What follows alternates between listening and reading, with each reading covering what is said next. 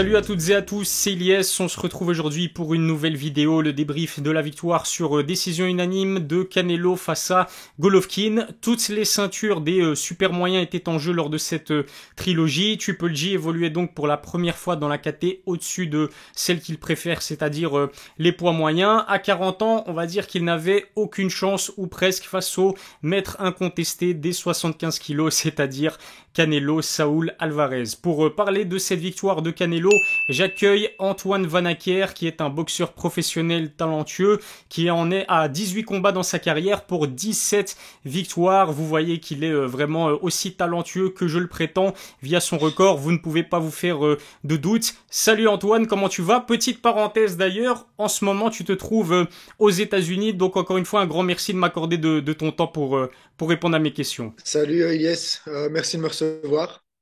Comme tu le dis, ouais, je suis en préparation, donc je suis à Springfield dans le Massachusetts. L'avantage d'être ici pour les combats, bah, c'est que je dois pas me lever en pleine nuit pour les regarder, donc voilà. J'avoue, ça c'est un sacré avantage parce que perso le réveil à 3-4 heures du matin, ça pique. Mais bon, vas-y, trilogie entre Canelo et Golovkin, il y a quand même de quoi mettre un réveil assez tôt le matin. Alors rentrons dans le vif du sujet directement si tu le veux bien Antoine. C'est vrai que Canelo a largement dominé la majorité du combat. J'ai envie de dire les 8 premiers rounds de ce combat étaient logiquement dans sa poche.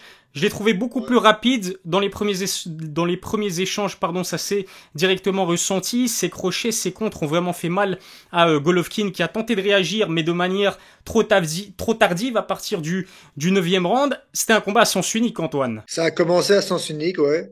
Un Canelo qui est arrivé de manière conquérante, un peu, euh, un peu limite en mode bully, comme on dit, tu vois. Il est rentré dedans, il a essayé d'avancer. Je pense qu'il a été surpris par la résistance quand même que Golovkin avait proposé malgré son âge, tu vois, parce qu'il n'a pas réussi, je trouve, à spécialement le secouer à aucun moment. Mais il a installé un travail de jab exceptionnel qui était surprenant face à Golovkin, justement, de pouvoir autant placer son jab.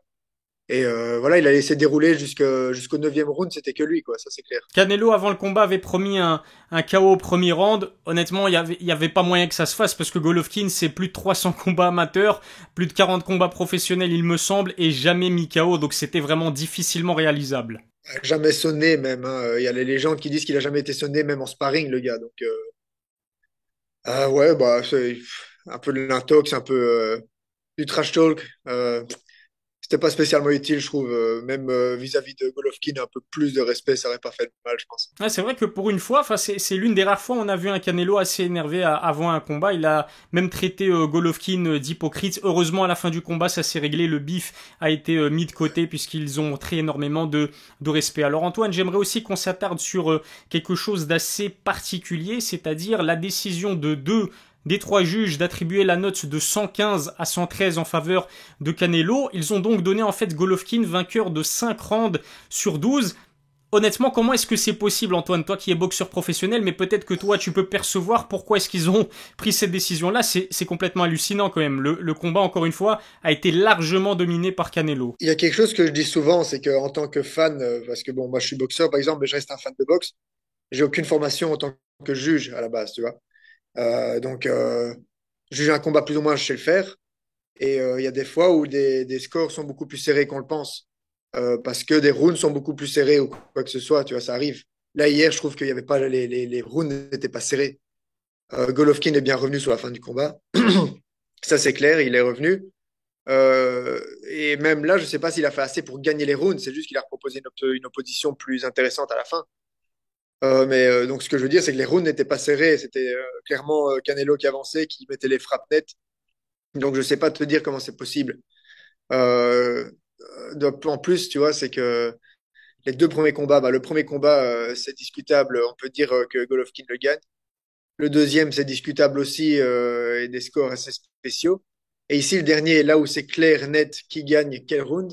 les scores sont serrés aussi, donc va comprendre la boxe de nos jours. Ce que j'ai pas compris non plus, Antoine, c'est finalement la stratégie de Golovkin qui a consisté dans le fait de tout donner, mais uniquement vers la fin du combat. J'aurais aimé le voir afficher un visage beaucoup plus agressif, tout en sachant que ce combat a eu lieu à la T-Mobile Arena de Las Vegas, comme les deux premiers, que les décisions des juges ont déjà été données en faveur de Canelo. En plus de cela, ce combat se faisait devant un public acquis à sa cause. Enfin bref, pour moi, Golovkin n'avait qu'une seule solution pour remporter ce combat, c'était de s'imposer sur un finish. Pourquoi est-ce qu'il n'était pas plus agressif? Je vais te dire, les premiers rounds, je pense quand même que, il y a un truc qu'il faut noter, c'est que Canelo a énormément boxé sur les 2 dernières années.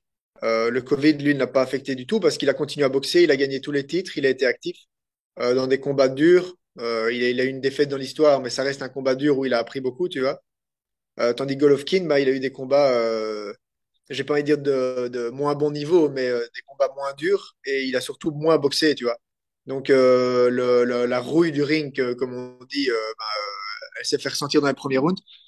Je pense pas qu'on peut parler d'un Golovkin spécialement vieillissant à proprement parler. Je pense que c'est surtout Canelo qui a énormément évolué et qui devait être très dur à contrer dans le combat simplement et de pouvoir installer un jab ou quoi que ce soit. Ça devait être très compliqué contre un boxeur aussi vif, quoi, tu vois. Et la preuve est qu'il a réussi à revenir dans les derniers rounds, c'est parce que justement, il a dû, à mon avis, se débarrasser d'un peu de rouille. Tu vois, il a réussi un peu à rentrer dans un rythme et à imposer plus son tempérament à la fin. Mais dans les premiers rounds, c'était trop rapide pour lui. Ouais, je suis totalement d'accord avec toi. D'ailleurs, la preuve, c'est que Canelo, depuis le rematch qui s'est passé il y a 4 ans, a boxé à 8 reprises. Golovkin de son côté, 4 reprises. Donc c'est 2 fois moins Ah de ouais. temps passé sur le ring en quelque sorte. Et encore une fois, Golovkin a 40 ans, Canelo 32 ans. Je pense que c'est assez important. Et encore une fois, je suis d'accord avec ton analyse. Alors, je le disais, c'est vrai que cette trilogie, elle a eu lieu 4 ans après le rematch. Rematch que Canelo a remporté donc sur décision majoritaire. Ça fait quand même un bail. C'est clairement le combat le moins serré des trois. Est-ce que tu me trouves dur si je te dis que sur le plan sportif en tout cas, cette trilogie n'avait pas grand, il n'y avait pas beaucoup d'intérêt dans le fait d'organiser cette trilogie, en tout cas ce moment précis. La trilogie, si Canelo avait battu Bivol, elle n'avait pas de sens, ça c'est clair. Et c'est ce qu'ils avaient prévu de toute façon, ces matchroom, c'était prévu, tu vois, c'est des pré-contrats, à mon avis, tout était signé ou en tout cas les accords étaient trouvés. Je trouve que le combat avait plus de sens une fois que Canelo avait perdu. Ça avait plus de sens, en tout cas, sportivement parlant, mais au niveau de l'intérêt du public, non, c'était pas du tout un combat qui allait intéresser les gens, quoi. Un Golovkin qui était jamais monté en super moyen, qui a ses titres, Canelo qui a tous ses titres, qui aurait pu les défendre contre des noms peut-être moins attrayants que Golovkin, mais avec un enjeu sportif plus intéressant. Un Benavidez, par exemple, ou même un Charlo qui s'était proposé. Voilà, donc c'était pas le combat. En tout cas, le troisième ici n'était pas le plus attendu des trois, ça c'est sûr et certain. Ouais, c'est clair et net. Par contre, l'intérêt financier, il était là, puisqu'apparemment Canelo empochera minimum 40 millions de dollars et Golovkin minimum 25 millions de dollars. Ça fait quand même rêver. Je peux comprendre qu'ils aient décidé d'organiser finalement cette trilogie. On risque pas de voir Canelo refaire son retour sur le ring en 2022 en tout cas parce que apparemment il s'est sérieusement blessé à la main, une blessure qui va nécessiter une opération. Ce qu'il a dit c'est que ça lui tenait à cœur que pour son retour, donc peut-être en 2023, il aimerait prendre sa revanche contre Dmitry Bivol qui a réussi à lui infliger sa deuxième défaite dans sa carrière professionnelle. Un nouveau combat contre Bivol du coup dans la catégorie des light heavyweight, est-ce que tu trouves que ça fait sens pour la suite de la carrière de Canelo Alvarez? C'est compliqué à dire. Déjà, Bivol a un combat contre Ramirez, c'est ça? Ouais, on C'est un combat que beaucoup sous-estiment parce que Ramirez, il a un très gros palmarès. Il a boxé des boxeurs un peu clairement moins bons que lui, etc. Mais c'est quand même quelqu'un qui est solide et qui pourrait, au niveau des styles, fort ennuyer Bivol, tu vois. Donc, il faut pas se projeter trop loin. Je trouve que ce combat-là, déjà, il faut voir qui va le remporter. Et après ça, si Bivol gagne et que Canelo éprouve le besoin de le faire, ouais, tant mieux pour lui. Moi, je suis pas sûr, je lui conseillerais pas de le faire parce qu'il y a clairement eu un souci au niveau du physique. C'était la marge de trop pour lui. J'aurais espéré qu'il s'en rende compte et qu'il se rende compte qu'il y a des catégories de poids pour une raison dans la boxe. voilà. Mais s'ils veulent le faire, ouais, c'est un combat que les gens vont regarder, ça c'est clair, hein. On a parlé de Canelo, son avenir, la suite de sa carrière. On va aussi s'attarder sur la suite de la carrière forcément de Golovkin qui, à 40 ans, évoluait pour la première fois du côté de la catégorie des super moyens, c'est-à-dire au-dessus de celle des poids moyens. Il est arrivé à 75 kilos à la pesée au plus lourd de toute sa carrière. Tout ou presque était contre lui. Dans ce combat, on a bien vu que c'est plus le boxeur terrifiant qu'il était il y a quelques années. Avec cette défaite et cette performance, on va dire, est-ce que, selon toi, il devrait prendre sa retraite ou alors il a encore des choses à donner sur le ring? Vu ce qu'il a montré hier, je pense quand même qu'il y a encore pas mal de monde qui peut battre, tu vois. Ça c'est clair et net. Mais après, le gars a 40 ans, donc s'il venait à prendre sa retraite maintenant, personne ne serait déçu, tu vois, ce serait pas une surprise. Mais il a toujours son titre, hein, IBF, en poids moyen, donc pourquoi pas une défense, un combat intéressant, quelque chose où on sait qu'il peut gagner pour potentiellement là se partir sur une victoire, tu vois, ce serait pas mal.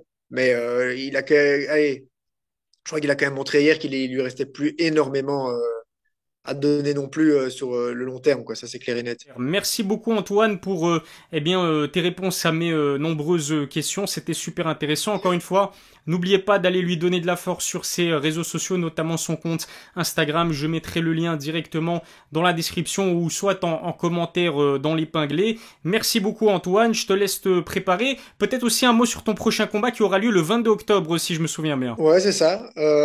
Mon prochain combat, c'est le 22 octobre, c'est à Charleroi, donc au Dôme. J'ai assez souvent boxé là-bas, donc il y a quand même pas mal de gens qui commencent à nous suivre, la team 12 rounds promotion. Pour ma part, je vais faire une défense de mon titre IBO que j'ai gagné en juillet 2021. C'est ma première défense. Pourquoi ça a pris autant de temps? Parce que j'ai eu une opération, on en avait parlé ensemble d'ailleurs dans une vidéo, à l'épaule droite. Donc j'ai pris le temps de me remettre en forme, j'ai reboxé et puis maintenant je fais ma première défense. Encore une fois, un grand merci Antoine. Prends soin de toi et à la prochaine.